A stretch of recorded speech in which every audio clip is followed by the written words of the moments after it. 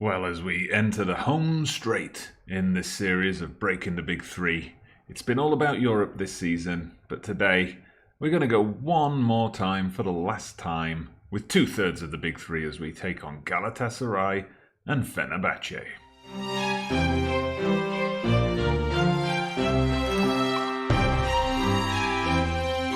Well, hello everybody, merhaba arkadaşlar, welcome back to the channel, tekrar hoş geldiniz. For another episode of Breaking the Big Three. As I said in the intro, we've got head-to-head, back-to-back games with Galatasaray and Fenerbahce. 2/3 of the Big Three in the title, so it's the last time we're going to play them in the Super League. I was originally planning to come back for the Champions League knockout rounds, more on that in a moment, but I saw those two names come up, plus the fact that it was first versus second coming into this weekend.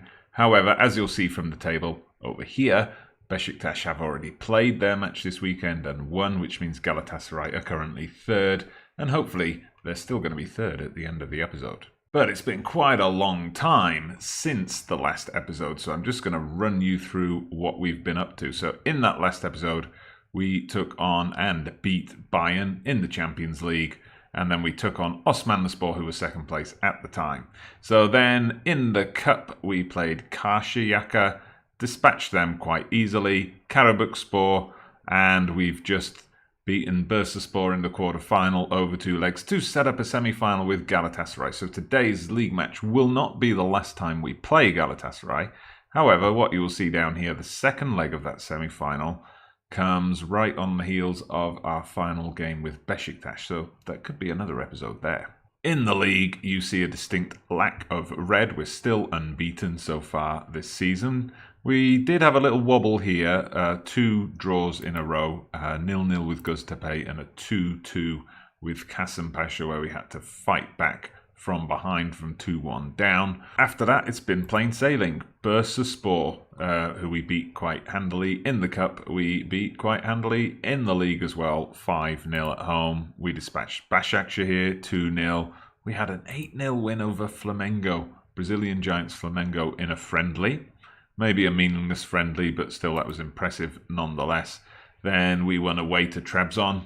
We won over Sivasspor, both of those coming in 3-0. One thing I'm liking this season, I mean, the strikers are not particularly fond of the fact that my strikers are not scoring prolifically. We're missing Gustafsson, but the whole team is scoring. You'll see different names popping up all over the place here. And our most recent league match, a win away to Alanyaspor. You might notice a new name there, and that's because there's some transfer news. Well, first let's have a look at the outs. We've got the usual youth players out on loan and backup players and so on.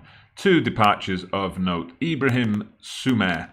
This was a guy we signed from Galatasaray a couple of seasons ago. He's been a backup to Ömer Korkmaz, and he was getting increasingly frustrated in that backup role, especially as this season we're so dominant in the league. We've started to use our attack-minded formation much more often, defensive midfield option for the tough away matches and for Europe only. So it's been Ömer Korkmaz getting the nod ahead of him. He went to Henan in China, 7.25 million. Mehmet Dikmen. He was a right winger, but we've got so many options on the right. Evren Şengül, of course, Timuçin Ceylan, Fatih Turk. So he was 4th in the pecking order, wasn't getting any game time. He went to Arsenal, 2 million up front, the potential to rise to 7 million, and they immediately loaned him back to Galatasaray, so we might be seeing him again today. You might notice, though, there's been some big spending on the other side. 3 new faces coming in, 2 of them very difficult to pronounce. Rado Savljic, okay, Serbian centre-back. 3.5 stars, 4-star potential, so it's pretty good. It adds an extra first-team option. I was finding that we were, a couple of the players, Ozgur Ortac as one of the backup players, he slipped back a bit. Fernandez has got a long-term injury, so that's why he came in. The only thing is, we signed him from Monaco, and I realised when it came to Champions League registration time, you'll see this here, or maybe you can just about make it out, UEFA Champions League substitute appearance. He made an appearance for Monaco early in the competition, and he played for like 5 minutes, but it means we can't register him in our Champions League squad. So he's going to be getting a lot of play in the league. Then we splashed out big. Christian Bayer, a Brazilian attacking midfielder who we signed from Manchester City, and we spent a club record, in fact a Turkish record, £45 million. Now, why did I buy this guy? I don't actually desperately need him in the attacking midfielder role. I've got Mustafa Salam. Evren Şengül plays very well there. As a youngster, we got Nuno Pimenta. So why bring this guy in? I don't know if anybody else does this, but we've reached a point. I know this is my last season with Genclerbirligi. Time is running out on Football Manager 18. The Football Manager 2019 beta is probably at this point a month, maybe even less away. This is my last season with Genclerbirligi. And when I get into my last season with a club, I will often do things that I wouldn't normally do. Now, I would not normally pay this much money for a player who was a squad player at Manchester City. But I just thought, what the hell, it's my last transfer window. Let's just splash out. Let's just buy some fancy Brazilian who's hopefully going to turn some magic for us. I mean, you see there, his stats, there's lots of green there. It's all very nice. If you look at his playing history, he did not play much for Manchester City. He just wasn't playing in the Premier League. And I put that down to probably to registration rules. I imagine he was falling foul that AI probably overspending on foreign players and they were not able to register him. So he's been playing in the cups and so on, but we're trying to give him a new lease of life here, and we'll see if he takes it. And finally, here's another one difficult to pronounce. Twajic. I'm going with Twajic, a Czech striker we signed from PSV. Now, he had also played in Europe, but originally I was thinking, well, I can use Besse or Laycock in Europe and he can play in the league and give them a bit of a rest. But it turns out he played in the Europa League, so he's eligible to play for us in the Champions League. And he's had a decent start. He's scored a couple of goals, one in the league, one in the cup. He's a complete forward, which I haven't really had at the club in my time here. And I like the look of his stats. He's only 22. Of course, I'm only going to play this game for a few more months. But again, he was available. He was fairly cheap. It was just a £7 million deal, so we snapped him up. Anyway, on to today's game against Galatasaray. I would normally be a bit more conservative, but I want to play Bayer. He doesn't shape up that well in a deeper role, so we'll put him into his attacking midfield role, show him off for you. So he's there with Twajic up front. He's in a shadow striker role, Bayer, because I just want him to get forward and support Twajic a bit more. Oscar and Evren are on the wings, Servet and Omer in the middle of the park, and then we've got Gökhan and Radosavljevic. If I have any Serbian or Czech viewers who can help me out with pronouncing either of those names, just for the last few episodes, please do your best in the comments. Jakub and Alpaslan are our fullbacks, and Tomasen in goal, of course. I was reviewing, I just thought before, sometime during the transfer window, after Bayer and Twajic had come in, I thought, oh, well, I haven't updated my set piece takers for a while.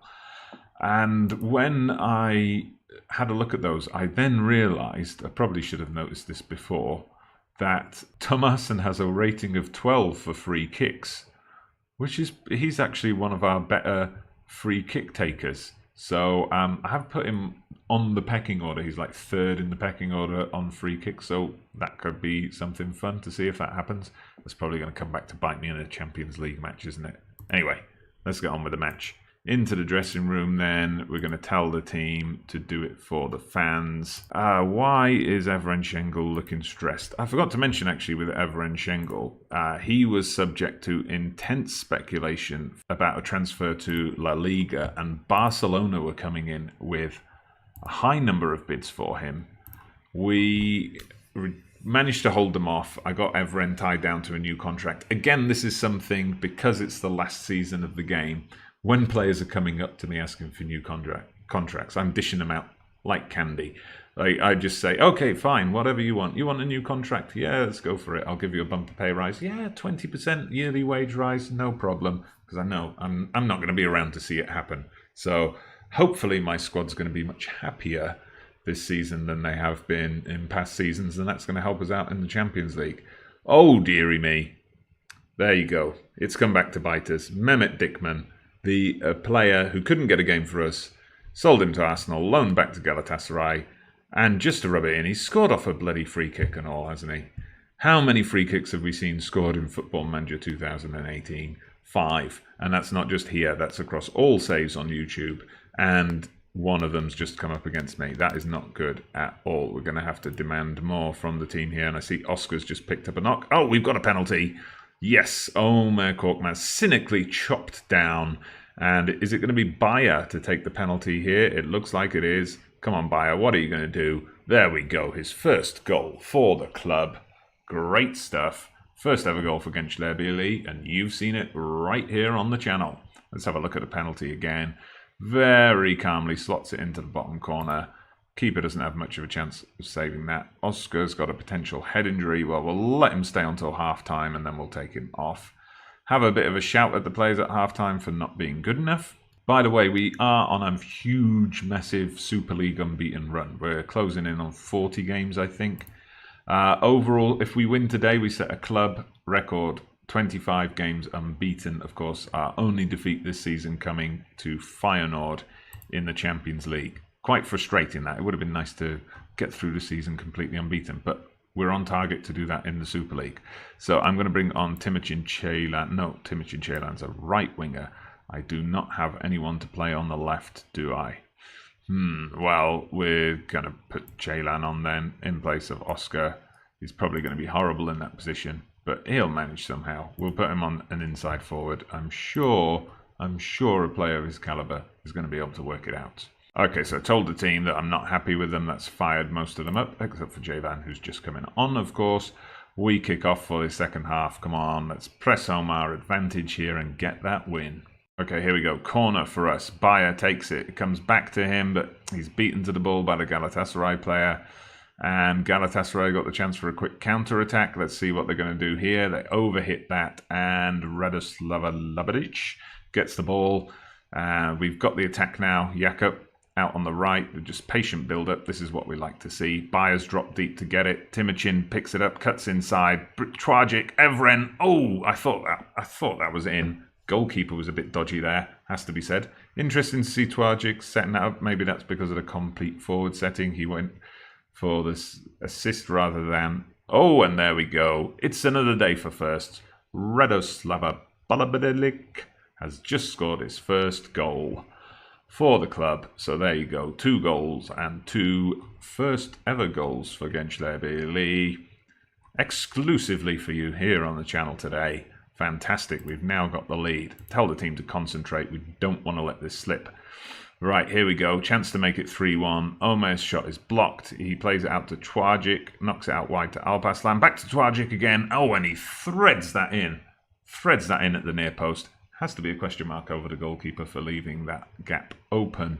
But Twagic's good form since signing for us continues. Yes, so that's beautiful play from him actually, because he was involved in a 1-2 of sorts there and slots it in. Thank you very much. Okay, I'm just bringing Pimenta on for Servet Shenter because I'm concerned by the fact that he's on a yellow. I know Radoslav is on a yellow as well. I'm going to take him off shortly. In fact, I'll do that now as we've come up to 75 minutes. So we'll put Tarek Demir on for him. Tarek Demir was also subject of bids from a couple of Premier League clubs, Arsenal and Everton, I believe it was, who bid for him, but we turned them all down. As was Alpaslan Kutlu. Everton were really annoying me on the final day of the transfer window. Just bid every time I hit continue. That actually probably delayed this episode by a day, just because it took so long to get through that final day of the transfer window. But anyway, that's full time. We've beaten Galatasaray 3-1. We've got to tell the team that that was a good win. Well done. And we'll leave the match. As you can see, Fenerbahce are coming up in a few days' time. They are languishing down in 9th, not having the best season. That defeat keeps Galatasaray 12 points behind us. Besiktas are 10 points back, and we are on that unbeaten run. Winning streak, 6 matches won in a row in the league. Many more matches undefeated. Let's see if we can keep the run going against Fenerbahce. Fade to black and be right back. Welcome back, everybody. Tekrar geldiniz. Here we go. This is the last match we will play with Fenerbahce. Galatasaray, of course, we've got them to come again in the semi-finals of the Cup. Last time ever against Fenerbahce, and it's a shame. It has to be said, it's a shame because we've beaten them so easily every time we've played them, except for once. I think that was probably the first season Fenerbahce won one of our encounters, been 3 draws, and we have won 15 of them. Just calling up those past meetings here, it was indeed the first ever encounter with Fenerbahce at their place that we lost 2-0. I do believe that was one of our first episodes. If you go back and watch episode 2 of Breaking the Big Three, you'll see that match in all its glory there. And since then, it's been like 4 or 5 wins in a row and a draw. Or, 3, 4 or 5. We've won the last 4 in a row. We'll be looking to make that 5 in a row today. So last time, Fenerbahce, let's go for it. Quite a change to the lineup today because I'm bearing in mind that in a few days' time, we've got to travel to Marseille for a Champions League games. Tomasen keeps his place in goal, and Rado Savljevic is also keeping his place because, as I mentioned before, he's cup tied. Hussein and Ernstberger and Savic come into defence. We've got Salim, Van de Gen and Pimenta in midfield. Fatih and Murat on the wings. Oscar does indeed have a concussion, was it? It was a gashed head for Oscar. A gashed head, and he'll be fit for the Marseille game. And Besse comes back in up front. He's only got 5 goals this season. Laycock has been better with 10, but I'm giving Besse the nod because we might need Laycock to play on the south coast of France. Fenerbahce going for a 4-2-3-1. We'll see how we match up with them. We've got to tell the team to go out there and prove a point. Go out there and put on a worthy display. The media are heaping the praise on. Yes, we're going to win the league. We know that. Van de Gen coming in for his 100th league appearance. I did not know that. And Tarek Demir is rested, of course, because I'm planning to use him against Marseille. So we kick off. We're in our white away strip today. And here we go. We've got an early corner. Savic hit it against the bar. And Van de Gen marks his 100th appearance for the club with a goal after just 50 seconds. That is absolutely fantastic.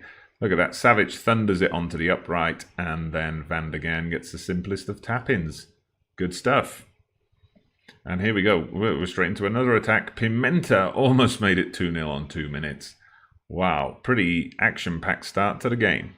Well, we've now gone more than 10 minutes without a highlight, but there we go. Fenerbahce's shot is charged down, and Murat plays a beautiful ball through to Besse. Oh, come on, Besse. That should have been a goal.